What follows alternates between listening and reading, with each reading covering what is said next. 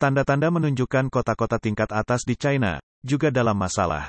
Menurut laporan media sosial, banyak agen real estate dalam negeri yang menelepon tuan tanah akhir-akhir ini untuk memberitahu mereka bahwa pasar tidak berjalan baik tahun ini, dan meminta perpanjangan masa kekosongan. Jika tidak, kontrak akan dihentikan.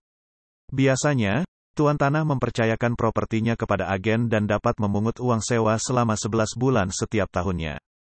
Memperpanjang masa kekosongan berarti tuan tanah hanya dapat menerima uang sewa selama 10 bulan di masa depan. Setelah pasar perumahan di China menjadi sulit untuk dijual, kini juga sulit untuk disewakan, bahkan Beijing menghadapi situasi ini. Seorang pemilik rumah di Samatan mengatakan bahwa apartemen 2 kamar tidur mereka yang hanya berjarak 100 meter dari stasiun kereta bawah tanah, telah kosong selama 2 bulan penuh tanpa disewakan. Mereka harus merenovasi tempat itu, tapi harga sewanya sekarang lebih murah dibandingkan sebelum renovasi. Mereka mengatakan kami tidak pernah berpikir bahwa lokasi prima di Samatan akan sulit untuk disewakan. Situasi yang sama terjadi di kota Wanhua di luar Dongzimon dan Taman Liang di Beijing. Pasar sewa di Beijing suram, sebagian karena penurunan yang terus-menerus dalam jumlah penduduk tetap di Beijing. Selain itu, mereka yang meninggalkan Beijing pada putaran terakhir menjadi penduduk kelas atas yang menyewa di daerah inti seperti Dongzimon dan Samatan.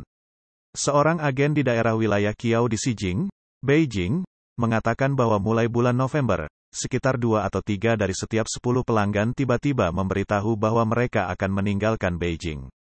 Sebagian besar orang yang menyewa di Qiao berasal dari industri bergaji tinggi seperti keuangan, obat-obatan, dan hukum.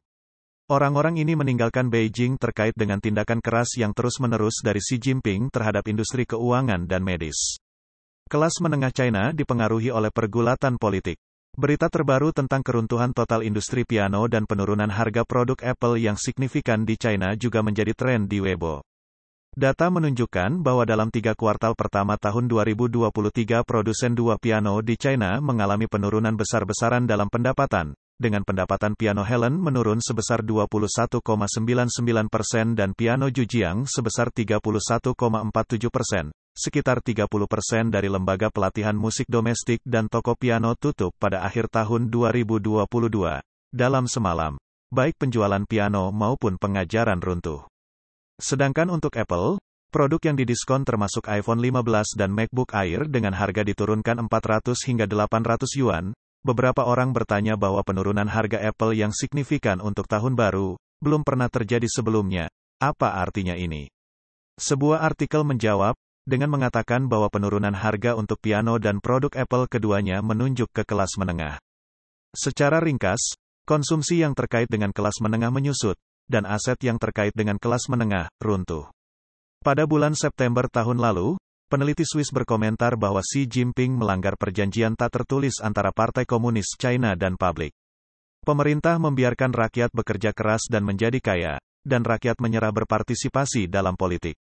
Kini menghadapi situasi ekonomi yang semakin memburuk, kesabaran kelas menengah China sudah mencapai batasnya.